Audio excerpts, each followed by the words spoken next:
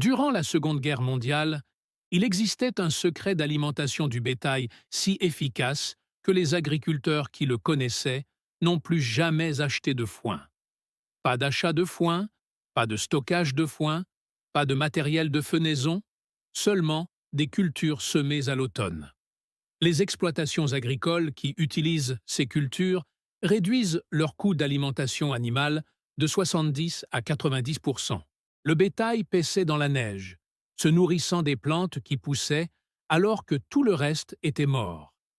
Les animaux prenaient du poids en hiver, tandis que les troupeaux conventionnels perdaient de l'état en attendant l'herbe printanière.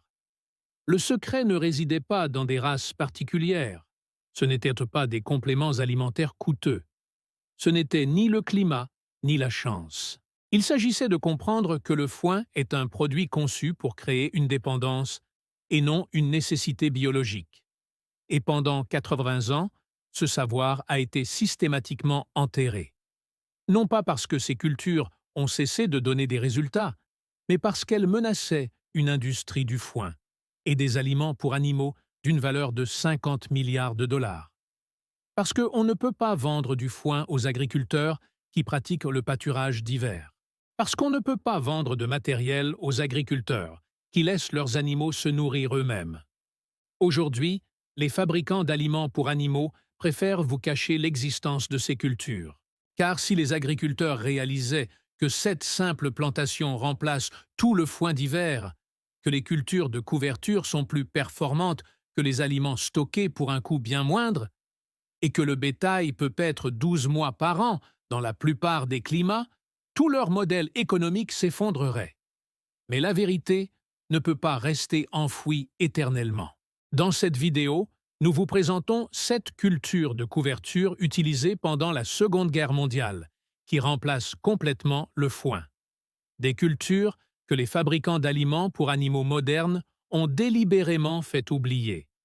Des cultures qui continuent de pousser tout l'hiver, qui nourrissent encore gratuitement le bétail et qui permettent encore de se passer du foin comme il y a 80 ans.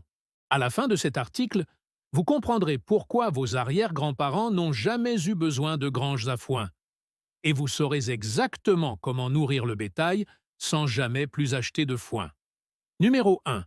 La révolution du radis fourrageur. En 1943, les agriculteurs européens étaient confrontés à une crise qui semblait impossible à surmonter. Les réserves de foin avaient été confisquées par les armées d'occupation. Il fallait nourrir le bétail pendant l'hiver. Les agriculteurs qui ne trouvaient pas d'aliments alternatifs perdraient leurs animaux et mourraient de faim. Quelqu'un se souvenait d'une ancienne récolte abandonnée lorsque le foin était devenu bon marché. Radis fourragés. Ce ne sont pas les petits radis qu'on met dans les salades. Les radis fourragés peuvent atteindre 24 pouces de long et 4 pouces de diamètre. Une seule racine peut peser 1,8 kg. Un acre produit de 3600 à 5400 kg de fourrage en seulement 60 jours de croissance. Les agriculteurs ont semé du radis fourragé à la fin de l'été. En octobre, d'énormes racines émergèrent du sol. Le bétail a été lâché en liberté pour paître. Il mangeait d'abord les parties aériennes, puis il déterrait les racines du sol avec leur bouche. Les animaux se nourrissaient eux-mêmes sous le regard des fermiers. Mais le radis fourragé fait quelque chose que le foin ne peut pas. Les racines contiennent de 12 à 15% de protéines. Le foin représente en moyenne 8 à 10%. Les animaux qui mangent du fourrage ou des radis prennent du poids tandis que ceux qui mangent du foin maintiennent ou perdent de l'état. La valeur nutritive est tout simplement meilleure. Les racines sont composées à 90% d'eau. Les animaux qui broutent du fourrage ou des radis ont besoin de moins d'eau provenant d'autres sources. Par temps de gel, lorsque les systèmes d'irrigation sont défaillants, les cultures fournissent l'hydratation nécessaire à la survie du bétail. Et voici ce qui menaçait réellement l'industrie du foin. Les radis fourragés améliorent le sol, tout en nourrissant les animaux. Les racines profondes brisent le compactage que les champs de foin ne peuvent pénétrer. Ils extraient des minéraux du sous-sol et les déposent en surface. Ils laissent des canaux qui améliorent le drainage et l'infiltration de l'eau. La récolte suivante est meilleure, car les radis ont poussé en premier. Extrait de foin, construction de radis fourragés. Cette comparaison a fait chuter les ventes de foin partout où les agriculteurs ont appris la vérité. Après la guerre, l'industrie de l'alimentation animale avait besoin de fourrage. Radis oublié. Ils ont présenté le foin comme la seule option d'alimentation hivernale. Ils ont bâti des chaînes d'approvisionnement autour de la production de foin.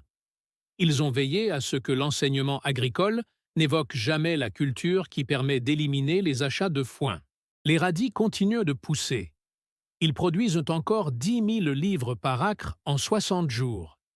Ils nourrissent encore le bétail mieux que le foin ne l'a jamais fait. Et la plupart des agriculteurs n'en ont jamais entendu parler, car quelqu'un profite de la dépendance au foin. Numéro 2. Le miracle du navet. Les programmes Turn-Up ont permis de sauver plus de bétail pendant la Seconde Guerre mondiale que n'importe quel autre programme gouvernemental. Cette culture était si précieuse que les populations occupées risquaient l'exécution pour planter des parcelles cachées qui nourriraient les animaux pendant l'hiver. Les parties aériennes et les racines sont comestibles. Un acre produit de 20 000 à 30 000 livres d'aliments au total. La culture s'établit en 60 jours et tolère des températures descendant jusqu'à 9 degrés Celsius avant de mourir. Les bovins, les moutons et les chèvres broutent d'abord les fans de navets. Les feuilles contiennent de 20 à 25% de protéines, soit plus que n'importe quel foin jamais produit. Les animaux nourris aux fans de navets prennent rapidement du poids, se constituant ainsi des réserves avant les mois d'hiver les plus rigoureux. Quand la végétation a disparu, le bétail déterre les racines. Les racines de Turn-Up contiennent de 8 à 10% de sucre. Les animaux les préfèrent aux céréales.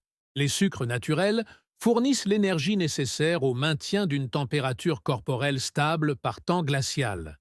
Mais les retourneurs permettent de réaliser quelque chose qui a révolutionné l'élevage pendant la Seconde Guerre mondiale. Elles prolongent la saison de pâturage de 2 à 3 mois. Plantées à la fin de l'été, les touffes d'herbes fourragères fournissent du fourrage d'octobre à janvier dans la plupart des climats.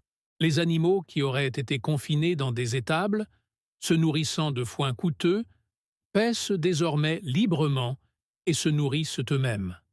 Les économies de main-d'œuvre à elles seules justifiaient la culture.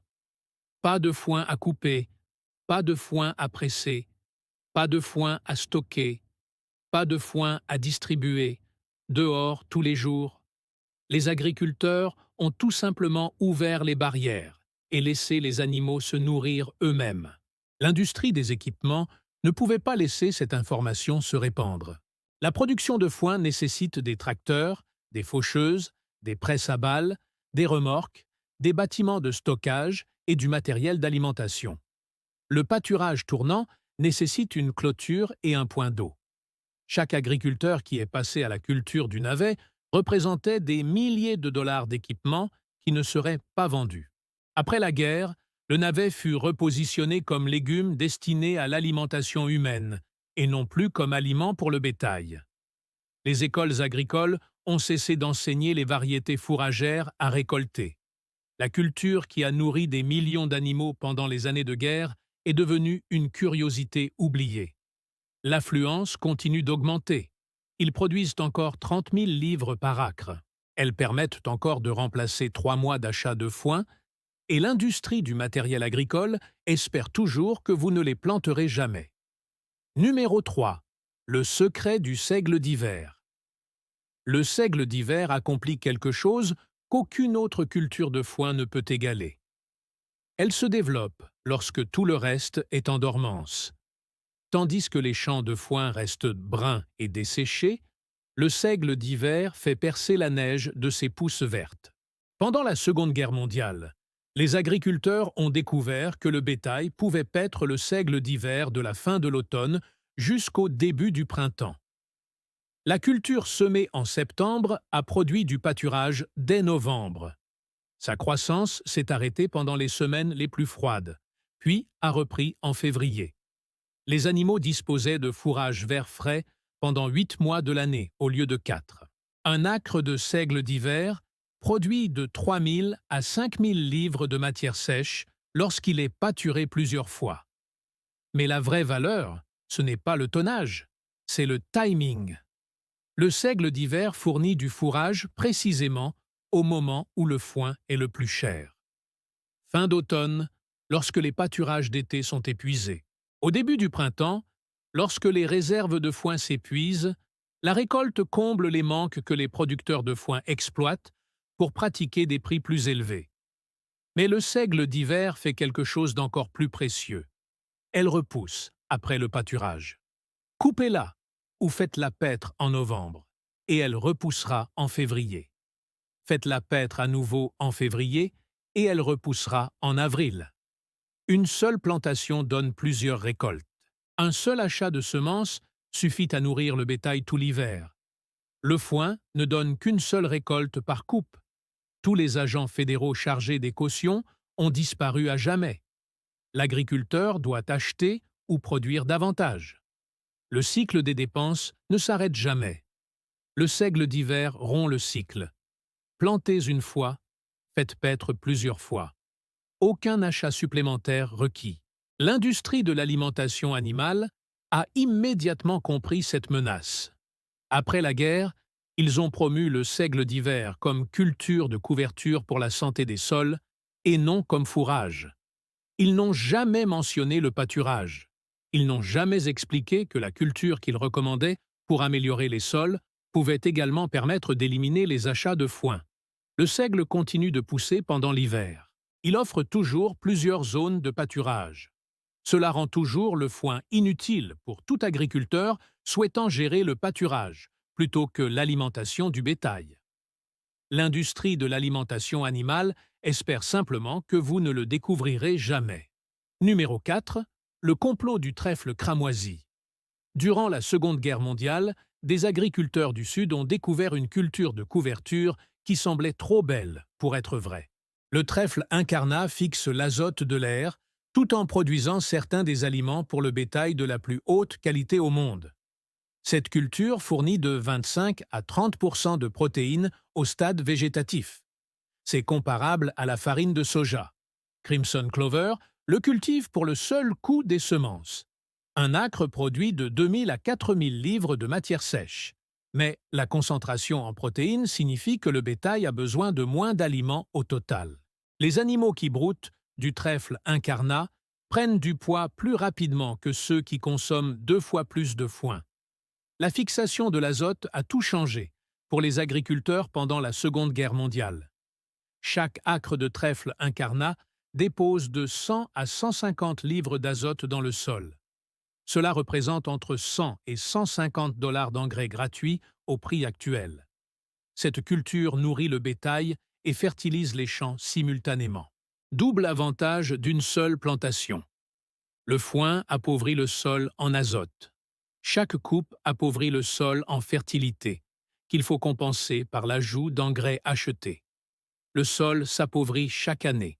Les intrants augmentent, tandis que les rendements diminuent. C'est un cercle vicieux conçu pour inciter les agriculteurs à continuer d'acheter. Le trèfle incarnat inverse la spirale. Le sol s'enrichit. Les cultures suivantes poussent mieux. La fertilité s'accumule au lieu de diminuer. Mais voici ce qui menaçait le plus l'industrie de l'alimentation animale. Le trèfle incarnat se retire. Laissez-la fleurir une fois et les graines se disperseront dans le champ. L'automne suivant, la culture apparaît sans plantation. Un agriculteur qui implante du trèfle incarnat une fois n'aura peut-être plus jamais besoin d'en planter. L'industrie semencière ne supporte pas les cultures qui se reproduisent d'elles-mêmes. Après la guerre, ils ont promu les trèfles annuels qui meurent sans se rétracter. Ils ont créé des variétés qui nécessitaient d'être replantées chaque année. Ils ont veillé à ce que les agriculteurs restent clients au lieu de devenir indépendants. Le trèfle incarnat recule encore dans tous les champs en fleurs. Cela permet tout de même de fixer 150 $ d'azote par acre. Elle produit toujours des protéines qui rivalisent avec celles des compléments alimentaires achetés dans le commerce. L'industrie semencière espèrent simplement que vous achèterez plutôt leur variété annuelle. Numéro 5. Le phénomène du pois d'hiver autrichien. Les pois d'hiver autrichiens survivent à des températures qui tuent la plupart des légumineuses. Elles poussent à travers la neige. Ils fixent l'azote dans les sols gelés. Elles produisent du fourrage lorsque rien d'autre ne pousse. Pendant la Seconde Guerre mondiale, les agriculteurs des régions nordiques ont découvert que les pois d'hiver autrichiens pouvaient paître de la fin de l'automne au début du printemps dans les régions où poussait le trèfle incarnat. Une fois bien implantés, les pois ont toléré des températures descendant jusqu'à 10 degrés Celsius. La teneur en protéines a surpris les chercheurs en agriculture. Les pois d'hiver autrichiens présentent une teneur en protéines de 25 à 28% en phase de croissance végétative. Les animaux qui les broutent n'ont pas besoin de compléments protéiques. Ils n'ont pas besoin de céréales. Ils n'ont besoin de rien d'autre que des petits pois et de l'eau. Un acre produit de 2500 à 4000 livres de fourrage. Mais la vraie valeur réside dans ce que les agriculteurs n'ont pas à acheter. Le coût moyen des suppléments protéiques est de 500 $ la tonne. Un agriculteur qui nourrit 20 bovins pendant l'hiver pourrait dépenser entre 2000 et 3000 $ rien que pour les protéines. Les petits pois d'hiver autrichiens permettent d'éliminer complètement cette dépense. Cette récolte fournit aux agriculteurs ce qu'ils achèteraient autrement. Mais les pois d'hiver autrichiens représentent une menace encore plus grande pour l'industrie de l'alimentation animale. Ils fixent de 150 à 200 livres d'azote par acre. C'est plus que du trèfle cramoisi. C'est plus que toute autre culture de couverture courante. Les pois ne font pas que remplacer le foin. Ils remplacent les achats d'engrais pour la culture suivante. Un agriculteur qui fait paître ses animaux dans des pois d'hiver autrichiens économise sur le foin, sur les compléments protéiques et sur les engrais azotés. L'effet domino des économies menace simultanément de multiples secteurs industriels. Après la guerre, les industries de l'alimentation animale et des engrais ont collaboré pour enterrer les pois d'hiver autrichiens. Ils ont fait la promotion du ryegrass annuel, qui ne fixe pas l'azote. Ils ont promu des systèmes de production de foin nécessitant des compléments alimentaires. Ils ont instauré la dépendance là où existait l'indépendance. Les pois continuent de pousser même par des températures de 10 degrés Celsius. Ils fixent encore 200 livres d'azote. Ils fournissent toujours gratuitement des aliments contenant 28% de protéines et la plupart des agriculteurs n'en ont jamais entendu parler. Numéro 6. Le système de pâturage des brassicacées. Les brassicas comprennent le chou frisé, le colza et des variétés fourragères hybrides qui produisent un tonnage par hectare supérieur à celui de toute autre culture de pâturage hivernal. Pendant la Seconde Guerre mondiale, les agriculteurs britanniques ont survécu grâce à un bétail nourri aux brassicacées, les approvisionnements en céréales importées ayant été réduits par la guerre sous-marine. Le chou fourragé produit de 6 000 à 10 000 livres de matière sèche par acre. C'est comparable à une récolte de foin entière issue d'une seule plantation, qui ne nécessite ni récolte, ni stockage, ni main-d'œuvre pour nourrir le bétail. Les feuilles contiennent de 15 à 20% de protéines. Les tiges fournissent une énergie comparable à celle des céréales. Les animaux qui broutent des brassicas prennent 2 à 3 livres par jour, plus rapidement que les bovins d'élevage intensif nourris avec des rations coûteuses. Mais les brassicas accomplissent une tâche qui a transformé l'agriculture britannique en temps de guerre. Elles survivent à l'hiver au lieu de mourir. Plantés en fin d'été, les brassicas voient leur qualité s'améliorer à mesure que les températures baissent. Le froid transforme l'amidon en sucre. Les brassicas congelées sont plus sucrées que les fraîches. Les animaux broutent avec enthousiasme dans la neige, car la nourriture y est meilleure et non pire. Cela a bouleversé toutes les convictions des agriculteurs concernant l'alimentation hivernale. La qualité du foin se dégrade dès la coupe. Les nutriments s'oxydent. Les sucres se décomposent. Les protéines se dégradent. Le foin vieux de 6 mois a une valeur nutritionnelle inférieure à celle du foin du jour de sa mise en balle. Les brassicas acquièrent une valeur nutritive lorsqu'elles sont consommées debout. Le chou frisé de décembre est meilleur que celui de septembre. Plus vous attendez, mieux ce sera. Le stockage n'est pas seulement inutile, il est contre-productif. L'industrie de l'alimentation animale avait besoin que ces connaissances soient étouffées. Leur modèle économique repose entièrement sur la récolte, le stockage et la transformation des aliments pour animaux. Le pâturage en produits frais élimine l'étape de transformation. Brassicas élimine les coûts de stockage. Chaque agriculteur qui passe au pâturage en élevage intensif représente une perte de clients pour les compléments alimentaires à base de foin et les équipements de transformation. Après la guerre, les brassicas furent repositionnés comme des légumes humains.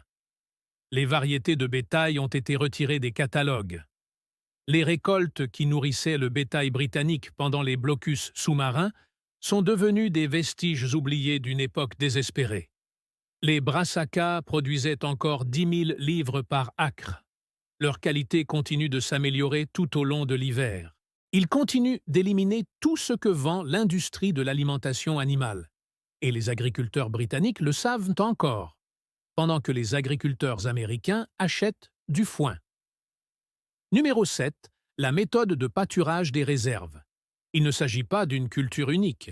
Il s'agit d'un système mis au point par les agriculteurs pendant la Seconde Guerre mondiale, qui consiste à utiliser plusieurs cultures de couverture simultanément. Un système si efficace que les exploitations agricoles qui l'utilisaient n'ont pas acheté de foin pendant des années. Constitué des réserves de plantes fourragères, plusieurs espèces dans le même champ, des graminées pour l'énergie, des légumineuses pour les protéines, des brassicas pour le tonnage, des radis pour les minéraux. Chaque espèce apporte quelque chose de différent. Ensemble, ils fournissent une nutrition complète sans compléments alimentaires. Le système utilisé pendant la Seconde Guerre mondiale fonctionnait selon un calendrier. En août, semer le mélange dans les pâturages existants ou sur un terrain préparé. En octobre, commencer à faire paître les brassicas et les radis. Ces cultures sensibles au gel sont les premières à être récoltées. En décembre, passer aux choux frisés et aux roulés, des légumes d'hiver robustes.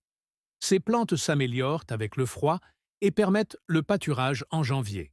En février, faire paître le seigle d'hiver et le trèfle incarnat. Ces plantes repoussent après le pâturage et fournissent du fourrage en mars et avril. Que les pâturages permanents reprennent leur croissance.